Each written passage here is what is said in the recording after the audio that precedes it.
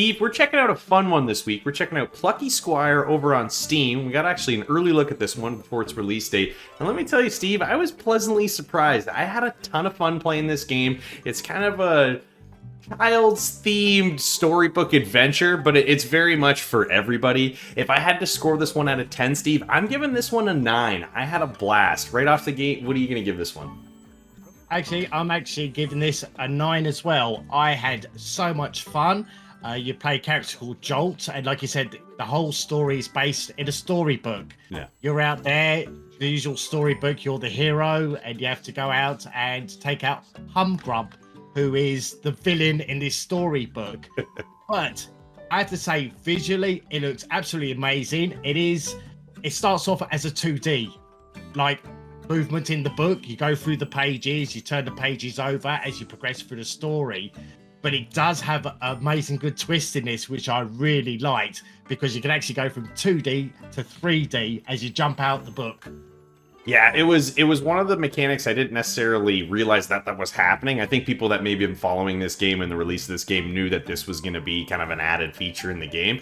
But the fact that you get to play this very beautiful art style 2D storybook as you go through, and I just really like the characters. Like you said, Jot is this character that you get into pretty much right away. It plays through, a story we've seen before, but at the same time, they find this kind of unique way to deliver it to us, flipping the pages of the storybook. And then out of nowhere, we get pushed out of the pages of the book into a 3D world that also looked really good. It was done very well. I wasn't sure when it first happened how much I was actually going to be going between 2D and 3D. And pretty much from that point on, they almost did like a 50-50 split between how much you were in the book and how much you were out of the book. Because pretty much the whole time throughout this game, we're solving different styles of puzzles, Steve. And the puzzles range from being fairly easy to twisting the brain just a bit. I know you and I got stuck on a couple, but at the same time, it was rewarding enough once you got through that you wanted to get to the next one and then the next one and keep going through Jot's story, because he teams up with a couple of his friends,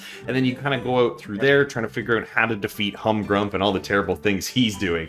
And honestly, Steve, it was just a blast. It was done in a way that I think is enjoyable for a lot of people, especially if you're a casual gamer. The nice thing is this is coming in at a pretty casual price. It's about $40, and for a lot of the $40 games we've probably played, you're getting a ton of value out of this one.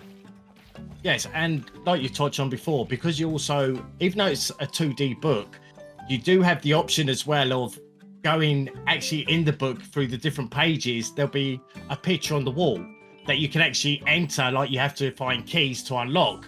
So you go around, you probably might have to come out the book, go in the actual playhouse, I believe that was there outside the book.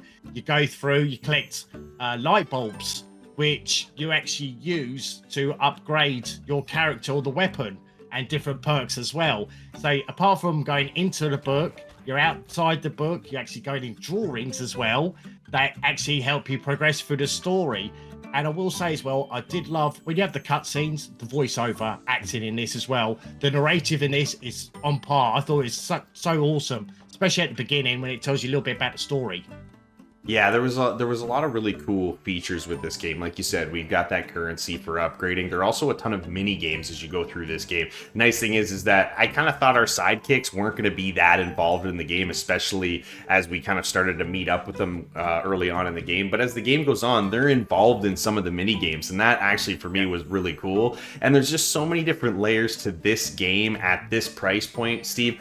I don't think many people are going to be disappointed spending their hard-earned $40 and playing this game. Like I said, it's for everybody. I had a blast. I'm looking forward to, playing through it even again. You have the ability to play on another difficulty if you want, and a little more intense than just the story mode. So, like I said, there's something there for everybody. Plucky Squire was a ton of fun. I'm telling you, if you're looking for a fun action-adventure game, you got to check this one out. He readied his bow. It was time to finish this, once and for all.